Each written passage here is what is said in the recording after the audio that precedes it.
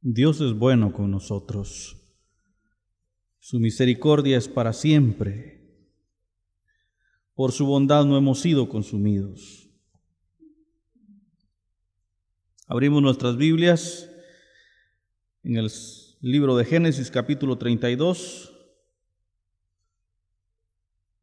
Mientras usted lo encuentra, nuestro saludo a la audiencia de Faro Estéreo en 105.9, www.radiofaro.es.tl, www.faroestereo.blogspot.com, www.radiofaroestereo.radiostream321.com, la audiencia de Radio Maranata en Jalapa en www.estereomaranata.listentumyshow.com,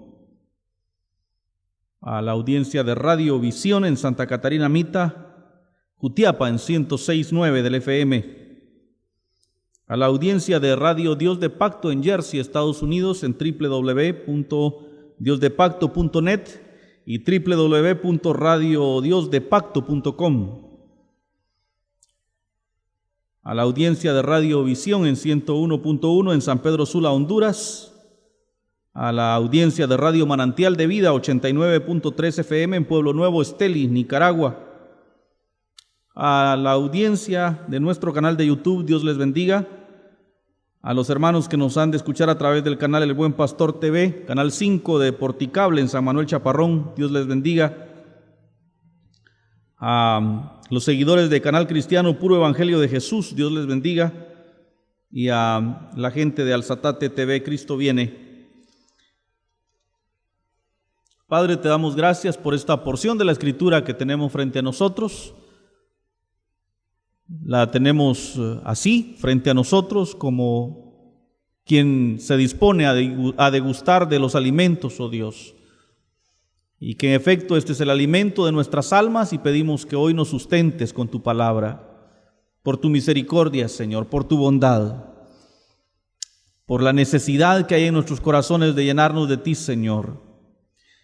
No consideres nuestra humanidad, nuestra imperfección. Mira a tu siervo, el más pequeño de todos tus siervos, incapaz, inmerecedor, indigno, Señor, de tanta gracia. Nos acercamos a ti solamente esperanzados en tu misericordia y tu bondad, Señor. Tu palabra dice que tu poder se perfecciona en nuestra debilidad y por eso sé, Señor, que es cuando más has de glorificar tu nombre a través de esta palabra, Señor, en el nombre de Jesús. Amén. Aquí en esta parte del libro de Génesis encontramos a un Jacob que fue escogido por Dios para a través de él formar una gran nación. La historia es muy rica en detalles, muy llena de cuestiones que incluso en la escuela dominical nos enseñan. Vemos primeramente a una madre que tiene hijos gemelos.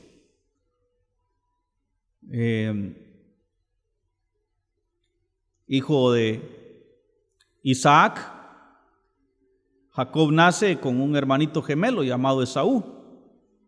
Curioso porque dice la Escritura que cuando nacieron, siempre se tenía en consideración que el que nacía primero, el que era considerado primogénito, y siempre al hijo mayor se le consideraba con mayor derecho de herencia. En cierta medida había razón. Ellos decían que por haber abierto el vientre, por haber sido el que abrió camino, pero no solo a nivel del útero, sino también en la vida. Los hermanos mayores van adelante abriendo espacio para la vida y los menores vamos ahí siguiendo sus pasos.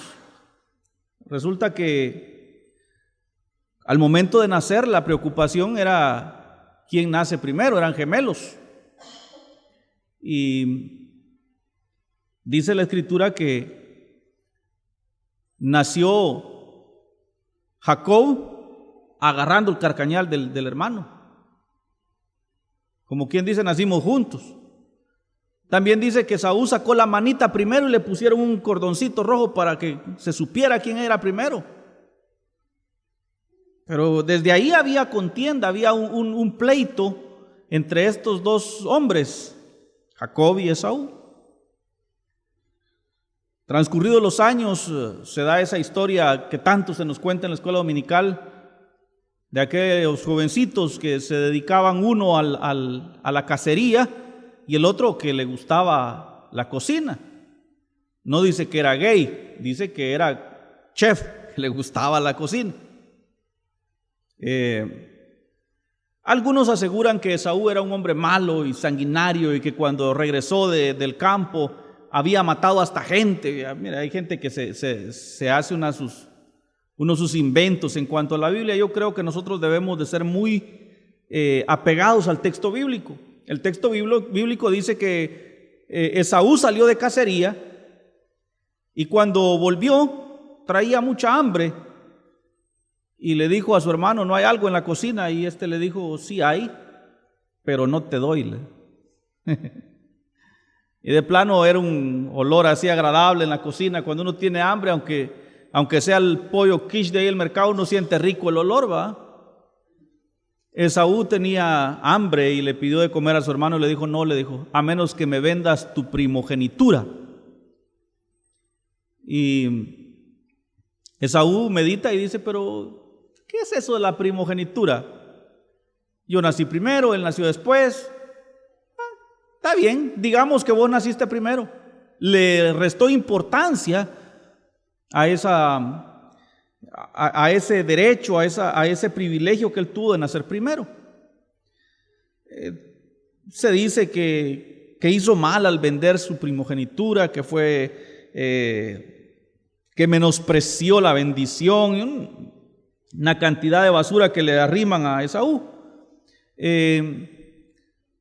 Lo que sí es cierto, que si leemos Romanos capítulo 9, dice la Escritura que no habían nacido aún, y sin embargo Dios amó al menor y aborreció al mayor. Dice que no habían nacido aún, ni habían hecho el bien ni el mal, pero sin embargo Dios ya tenía predilección por Jacob. Y a nosotros, mis hermanos, el Señor nos escogió desde antes de la fundación del mundo para que fuésemos suyos, para que fuésemos partícipes de la herencia que es en Cristo Jesús. Y tenemos la promesa que Él nos hizo. ¿Cuál es la promesa del Señor Jesús para nosotros? A ver si alguno está... ¿Cuál es la promesa que el Señor Jesús nos hace a nosotros? La vida eterna. No hay... Jesús en ningún momento dijo: vengan en pos de mí y van a tener mucho dinero. No recuerdo yo haber visto algo así en la Biblia. Sin embargo, Él habló de vida eterna para los que Él llamó, para los que Él escogió. No habíamos nacido, no se habían formado nuestras entrañas, dice el Salmo 139. Y Él ya lo sabía todo, Él tenía todo el plan de nosotros.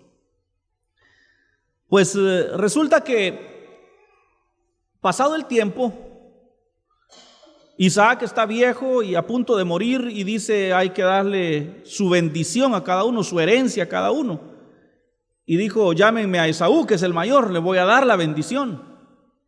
Y Esaú andaba pajareando como era su costumbre. Imagino yo, usaban flechas, usaban honda. No habían pistolas en ese entonces, los chinos descubrieron la pólvora mucho tiempo después. Pero Esaú andaba pajareando. Y la madre de estos jóvenes, cuando se entera de que su padre está por entregar una bendición, que también ella tenía predilección por el menor, le dijo: alistate, llévale de comer a tu papá y ponete el cuero de la oveja, siéntala nudo los brazos para que diga que sos Esaú, porque Esaú era peludo, dice, y Jacob era lampiño. Isaac ya estaba ciego, me imagino sus manos ásperas, callosas de tanto trabajo en la vida, y cuando Jacob llega con él, llega fingiéndole la voz por ahí. ¿Quién eres? Le dijo, yo soy tu hijo Esaú, le dijo. Es más, el nombre Jacob quiere decir engañador o suplantador. Desde que nació ya le traía desde ser engañador, y sin embargo Dios lo amó desde antes. Y es que si usted presta atención, mire, tenemos tantas historias en la Biblia. Jacob era engañador y mentiroso. David era adúltero y asesino. Pedro era un cobarde y traidor. Y una lista de gente así. Así como el hijo de don Rufino, que Dios en su misericordia escogió. Y este Jacob tenía esa su característica de ser engañador. Y engañó al papá y le dijo, yo soy Esaú. Y la bendición no era una bendición de, mira, aquí está la tarjeta, anda al banco a sacar. Sino que era una bendición verbal. Él le dijo, seas bendito al entrar y seas bendito al salir, y aquí bendición allá, y recibe todo aquello. Sin embargo, dice la Escritura que cuando Esaú llegó y quiso la bendición, Isaac lloró porque se dio cuenta que había sido engañado y trató de bendecir a Esaú, pero lo que ya le había dicho a Jacob no se lo podía quitar. Tuvo que ser otra especie de bendición. Tenemos aquella otra historia bonita cuando Jacob va huyendo de su hermano. Se va a donde su tío Labán, y en el camino, cansado, dice que puso una piedra de almohada y se echó a dormir. Y ahí dormido sobre la piedra soñó que había una escalera enorme que llegaba hasta el cielo, y arriba se encontraba Jehová de los ejércitos, y ángeles subían y bajaban. Y desde ahí Dios le habla y le dice, de cierto yo te bendeciré, y te daré esto y te daré aquello, y Dios empieza a bendecirlo. Despierta Jacob, y como muchos de nosotros, Jacob era incrédulo, y le dijo a Dios ya despierto, Señor, si de veras, si tú me bendices, si no me mientes, si el sueño que tuve realmente era tuyo, el diezmo apartaré para ti, le dijo. Cosa que no leemos en ninguna parte del Antiguo Testamento que Jacob haya dado sus diezmos. Más bien, Dios le cobra más adelante. Pero el punto es que Jacob llega donde su tío Labán, y ahora lo engañan a él. Trabaja 14 años para ver de tener a la mujer que la amaba, y otros 7 para lograr hacer algo y tener algo en la vida. 21 años estuvo de sirviente sin sueldo en la casa de Labán. Sin embargo, Dios lo bendice, prosperándole con unas pocas ovejas pintas, overas, que eran cosas raras. Y él le dijo a Labán, déjame solo las pintas y con eso yo me conformo. Y resultó que empezaron a nacer solo overas, y se hizo un hombre muy poderoso. Y ahora en esta porción lo vemos de regreso, yendo a encontrarse con su hermano Esaú. Y dice así: Jacob siguió su camino y le salieron al encuentro ángeles de Dios. Y dijo Jacob cuando los vio: campamento de Dios es este, y llamó el nombre de aquel lugar Mahanaim.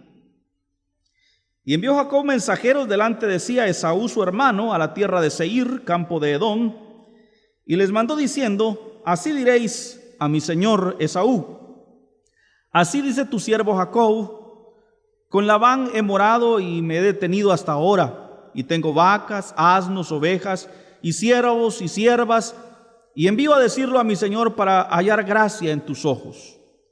Los mensajeros volvieron a Jacob diciendo: venimos a tu hermano Esaú, y él también viene a recibirte, y 400 hombres con él. Entonces Jacob tuvo gran temor, y se angustió, y distribuyó al pueblo que tenía consigo, y las ovejas y las vacas y los camellos en 2 campamentos. Y dijo: si viene Esaú contra un campamento y lo ataca, el otro campamento escapará. Y yo quiero que consideremos los versículos 9 al 12, que ahí quiero que prestemos atención en esta hora. Si contaba todo lo que conté como una reseña, para que tengamos en consideración el contexto de lo que estamos analizando. Y dice los versículos 9 en adelante: y dijo Jacob: Dios de mi padre Abraham y Dios de mi padre Isaac, Jehová, que me dijiste: vuélvete a tu tierra y a tu parentela, y yo te haré bien. Menor soy que todas las misericordias y que toda la verdad que has usado para con tu siervo, pues con mi cayado pasé el Jordán y ahora estoy sobre 2 campamentos. Líbrame ahora de la mano de mi hermano, de la mano de Esaú, porque le temo, no venga acaso y me hiera la madre con los hijos. Y tú has dicho: yo te haré bien, y tu descendencia será como la arena del mar, que no se puede contar por la multitud. Bien, ya teníamos el contexto de la historia, sabemos quién es Jacob, sabemos por qué estaba viviendo con su tío Labán, sabemos que venía de regreso por problemas, a tratar de resolver un problema familiar con su hermano. Y ahora quiero que consideremos las circunstancias en las que Jacob regresa. Dice la historia que Jacob regresa, pero regresa por instrucción de Dios. Sabe que muchas de las cosas que pasan en nuestra vida pasan con dolor, con sufrimiento, con amargura, porque no hemos sido guiados por Dios, sino por nuestros propios impulsos, por nuestros propios deseos. Pasan no porque Dios quiera lastimarnos, sino porque nosotros hemos sido desobedientes a su llamado. Dice el versículo 9: Jehová, que me dijiste: vuélvete a tu tierra y a tu parentela. O sea, Dios le dio la orden de regresar. ¿Cuántas decisiones se toman en la vida sin tener en consideración a Dios? Dice la Escritura: encomiéndale a Jehová tu camino, y Él enderezará tus veredas, dice. Pongamos nuestras vidas en las manos de Dios para que Él enderece nuestros pasos. Y es bien importante, mis hermanos, considerar el buscar a Dios antes de la toma de cualquier decisión. Y entonces ahora Jacob regresa con su hermano Esaú, a riesgo de que su hermano todavía esté maleado por el engaño que Jacob le había hecho, a riesgo de que Esaú lo mate al regresar, a él y a su familia. Dice: no sea que mate a la madre y a los hijos, o sea, pensando en sus hijos que le acompañaban y las 2 mujeres que llevaba. Sin embargo, él regresa porque Dios lo manda a regresar. Muchas de las decisiones que tomamos en la vida, mis hermanos, aunque dolorosas, aunque difíciles, si son inspiradas por Dios, hay que tomarlas. Un llamado al ministerio, un llamado a servirle a Dios, un llamado a salir de X lugar. A veces hasta es necesario renunciar a un trabajo por la contaminación que ahí hay. Alguien me llamó esta semana pidiendo mi oración y me decía: yo tenía un trabajo y me iba bien en mi trabajo, pero mientras yo estaba en ese trabajo, solo vivía soñando pesadillas y soñando cosas feas. Y desde que renuncié, me siento bien. Ahora la que era mi jefa dice: está molesta conmigo. ¿Qué hago? Y no nos queda más que orar por esa gente. Y digo, mis hermanos, qué bonito cuando podemos entender que Dios está hablando. Qué bonito cuando podemos ser obedientes al llamado de Dios. No leo aquí en el dato de cómo Dios le habla al momento de sacarlo de su tierra y su parentela. Sin embargo, dice que aún en el camino 2 ángeles se le aparecen, y no dice que hablaron con él, pero sí dice que él llamó a aquel lugar Mahanaim, campamento de Dios. Lo interesante en el versículo 9 es que fue Dios el que lo manda a salir. Y le dice: vuélvete a tu tierra y a tu parentela, y yo te haré bien. Cuando nosotros tenemos una promesa de Dios, mis hermanos, tenemos que agarrarla. tenemos que creerla. El problema es que a veces nos agarramos promesas que no son para nosotros. Nos agarramos el texto bíblico y lo estiramos a manera de que encaje con nosotros. Y dicen, si mi pueblo se humillare y clamare y buscare mi rostro, yo iré desde los cielos, sanaré su tierra, perdonaré sus pecados y sanaré su tierra, dice. Y hacen grandes vigilias, sendas vigilias allá en la Plaza de la Constitución para que Dios sane la tierra de Guatemala. Y sin embargo esa promesa era para Israel. Y cada día en Guatemala vemos más violencia, más maldad, más corrupción. ¿Por qué Dios no sana a Guatemala? Porque no era una promesa para Guatemala. Hace un rato cuando empezamos yo les dije, el Señor nos prometió vida eterna. Nos prometió llevarnos a la patria celestial.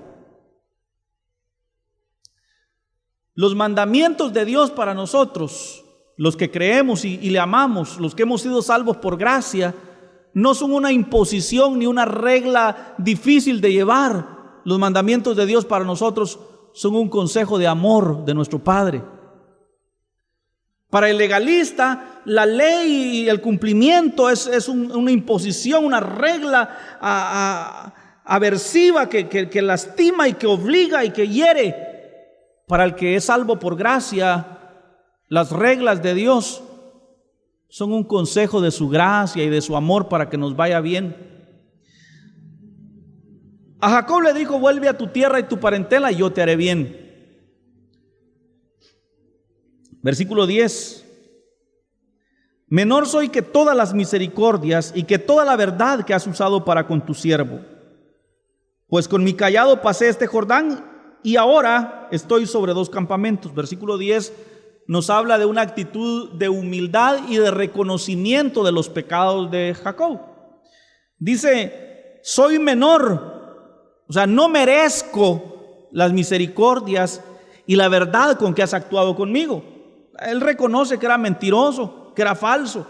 Y dice, Señor, no merezco esa misericordia, no merezco esa verdad. ¿Ves que entré solo con mi báculo, dice, solo con mi vara, con un garrote en la mano, pasé el Jordán y ahora que vengo de regreso, ahora traigo 2 campamentos, dice, o sea, dos multitudes. Entonces él dice, todo esto que ahora tengo no lo merezco. Vemos allá en el libro de Daniel a un rey que dice, mi sabiduría y la fuerza de mi brazo me han dado todo este reino. Dios le llama la atención, trastornándole la mente y lo convierte como que fuera vaca. Dice la escritura que andaba en el monte comiendo pasto con las vacas y recibiendo el rocío de los cielos. Por soberbio, por no reconocer que Dios es el de todo. Jacob, por su parte, hace lo que nosotros debemos hacer: reconocer que no merecemos el favor y la misericordia de Dios, reconocer que somos indignos, que somos pecadores. Mire, definitivamente el camino hacia Dios es arrepentimiento.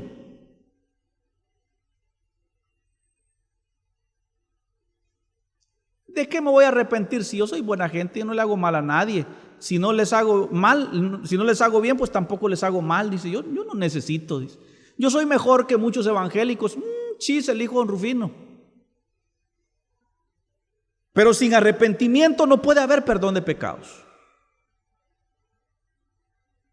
Definitivamente, mis hermanos, nosotros tenemos que reconocer nuestros pecados. Dice Job, cuando cae hasta lo más profundo y dice, de oídas lo había oído, mas ahora mis ojos te ven, y dice, me aborrecí por tanto en polvo y ceniza. O sea, se aborreció a sí mismo a causa del pecado de haber renegado en algún momento de la clase de vida que le había tocado vivir. Hermanos, no podemos amar a Cristo en su santidad si no nos aborrecemos a nosotros mismos en nuestra perversión y pecado. No podemos ver a un Dios que es santo si nos paramos igual que Él y decimos, yo también soy santo.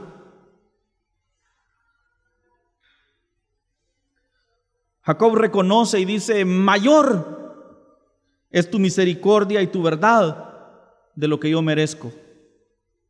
Mire a su alrededor y mire lo que Dios le ha dado: una familia, un hogar, un techo, alimento, vestido, tantos favores, tantas misericordias que hemos recibido, y son mucho más, por mucho más de lo que nosotros merecemos. En realidad, mis hermanos, como decía el himno de los voceros de Cristo, aunque solo merezco el castigo de ti, hoy me llevas al cielo de paz. Tenemos que entender, mis hermanos, que lo que tenemos es por gracia, por su misericordia, y no por nuestras fuerzas.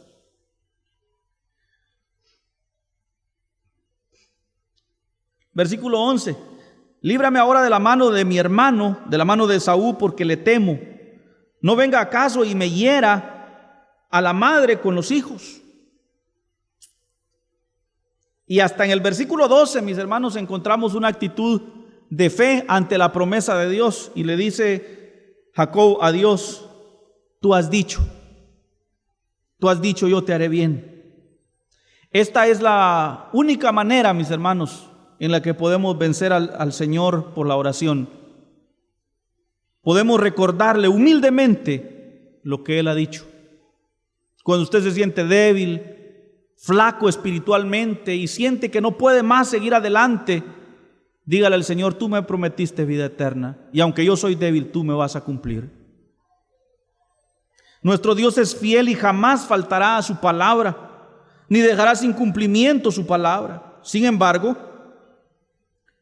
le place que su pueblo busque y le recuerde sus promesas. No porque a Dios se le olvide, sino porque es necesario que nosotros creamos a su palabra. Por eso dice que sin fe es imposible agradar a Dios, que bienaventurados los que no vieron y creyeron. Nuestra fe y confianza en Dios debe estar firmemente aferrada a sus promesas. El recordar las promesas de Dios fortalece nuestra fe y nos renueva la esperanza. Cuando más afligidos estamos, cuando estamos atribulados y pasando por un momento difícil, las promesas de Dios vienen a nuestro recuerdo, a nuestro corazón, y nos dan la fortaleza y la gracia para seguir adelante. Y entonces le decimos al Señor: tu palabra dice, y yo creo. Dios, no debiéndonos nada, nos ha empeñado su palabra. No en provecho suyo, sino en provecho nuestro. Sus designios son definitivos, lo que Él ha prometido lo va a cumplir. Y aunque nadie puede obligarle a que haga bien a su pueblo, Él de su voluntad nos ha prometido bendición, nos ha prometido vida eterna. Aquel que en mí cree, dice, de su interior correrán ríos de agua viva. Sin embargo, Él nos ha hecho la promesa para alentarnos y para consolarnos. Su deseo es que recordemos sus promesas y le digamos al Señor, como dijo Jacob: Señor, tú has dicho, tu palabra dice. Tu palabra dice, Señor, y yo sé que todas las cosas ayudarán a bien a los que te amamos. Él dice: ciertamente yo te haré bien. Vemos a un Job que dice: aun si Jehová me matara, en él fiará mi alma. Y esa es la clase de actitud que Dios espera de nosotros, una actitud de confianza en Él y en sus promesas. Así es la esencia misma de la palabra de Dios, mis hermanos. Un deseo de Dios, un deseo divino de que a nosotros nos vaya bien. Toda la importancia está en el término ciertamente te haré bien. Ciertamente, Dios no miente, mis hermanos. Él nos hará un bien verdadero, real, duradero, y nada más que bien nos hará. ¿Y sabe cuál es el mayor bien que el Señor nos hace? Dice que Él nos hará santos cuando nos despojemos de este cuerpo de pecado, cuando suene la final trompeta y los muertos en Cristo, resuciten en cuerpos nuevos, transformados, glorificados, y los que aún estemos vivos seremos transformados en un abrir y cerrar de ojos al sonar la final trompeta. Él lo ha prometido y Él lo hará. Ahora nuestra humanidad, nuestra imperfección, nuestros pecados nos hacen decir como Jacob: menor soy que todas tus misericordias y que toda tu verdad. Pero en aquel día, mis hermanos, toda esta imperfección humana, toda la maldad de nuestros corazones corruptos será borrada eternamente y para siempre, y Él nos hará santos. De ahí que dice la Escritura en el libro de Romanos que la naturaleza, la creación misma gime, clamando por ese día glorioso en el que Cristo borre la maldad de nuestros cuerpos. Esto realmente, mis hermanos, es hacernos bien. Quizá en esta vida no tengamos riquezas ni reinos mundanos, pero la promesa es que el Señor nos hará santos para pertenecer a su reino y a su gloria. Y esa promesa, mis hermanos, Él la cumplirá. Ahora la gente en el mundo dice que son salvos, dicen, ¿quién les haciendo la lucha? Quizás están, dicen, y tienen razón. La salvación de la cual nosotros nos jactamos de ella porque creemos la promesa, pero nuestros cuerpos siguen estando contaminados por la mancha del pecado, hasta el día en el que el Señor transforme nuestros cuerpos. Por eso la gente dice que son salvos, dice, y nos miran todos los defectos y encuentran que somos más defectuosos, más torcidos que mucha gente del mundo, con la sola diferencia que nosotros tenemos a Cristo. Me dijo hermano Arturo después de una escuela dominical: aguante, me dijo, que los católicos dicen que son mejores que nosotros. Y le dije yo: sí, tienen razón, muchos de ellos son mejores que yo. Son buena gente, dadivosos, fieles, no faltan a la misa. Un defeitito así chiquitillo tienen, le dije yo, que no tienen a Cristo. Cristo, mis hermanos, es la esperanza de gloria. Nosotros imperfectos y, como dice Jacob, menor que todas sus misericordias somos. Pero Él ha prometido, el Señor nos dijo que santificaría nuestros cuerpos para entrar al reino de los cielos. Y si Él lo dijo, Él lo hará. Si Él lo dijo, Él lo hará. Él quitará esta imperfección nuestra, dice el apóstol Pablo en el capítulo 10 de Romanos: ¿quién me librará de este cuerpo de pecado? Si lo que quiero hacer no hago y lo que no quiero hacer termino haciendo. Oh, gracias sean dadas al Padre, porque en Jesucristo, la victoria de Jesucristo nos es compartida a nosotros. Mis hermanos, el Señor ha prometido santificarnos para hacernos aptos para el reino de los cielos. Y si Él ha prometido, yo sé que lo hará. Él nos hará un bien verdadero, nos hará santos. Y esto es hacernos bien en el más alto significado de la palabra, hacer bien. Nos tratará como trata a sus elegidos mientras vivimos aquí en la tierra, pero luego nos transformará en cuerpos nuevos, santos y sin mancha. Y sin embargo, mientras estamos en este mundo, nos trata con cierta predilección porque somos sus elegidos. Y esto, mis hermanos, es un bien por excelencia. Pronto nos llevará Jesús en las nubes del cielo con todos sus escogidos. Y ese será el bien mayor que alguna vez un ser humano pudo recibir. Tal y como la promesa, no tendremos ya la cólera de Esaú, la cólera del mundo en contra de nosotros, ni la de nadie. Porque si el Señor nos hace bien, ¿quién podrá ser el que nos haga mal? Porque si Dios nos bendice, ¿quién será el que nos maldiga? Porque si Dios nos ama, aunque el mundo nos aborrezca. Porque si tenemos a Cristo, mis hermanos, aunque no tengamos mucho pisto, tener a Cristo nos resulta la más grande bendición. Por eso dice Efesios capítulo 1: gracias sean dadas a Dios que nos bendijo con toda bendición en los lugares celestes cuando nos dio a Cristo. Hermano y hermana, si tienes a Cristo, lo tienes todo. Si te falta Cristo, no tienes nada. Padre, te doy gracias por tus promesas. Gracias, Señor, por la promesa de salvarnos eternamente. Y aunque en este mundo pareciera que no somos salvos, objeto de enfermedades, de pobrezas, de la burla y de la crítica de la gente, Señor, podemos estar seguros, confiados que tu palabra es la verdad, Señor, y que tarde o temprano aparecerá tras las montañas del tiempo nuestro sol de justicia y transformará nuestros cuerpos y nuestras mentes para luego salir al encuentro de nuestro amado Rey de Reyes y Señor de Señores. Te alabamos, Señor, por tus promesas y queremos decirte hoy, tú dijiste y nosotros te creemos. Amén.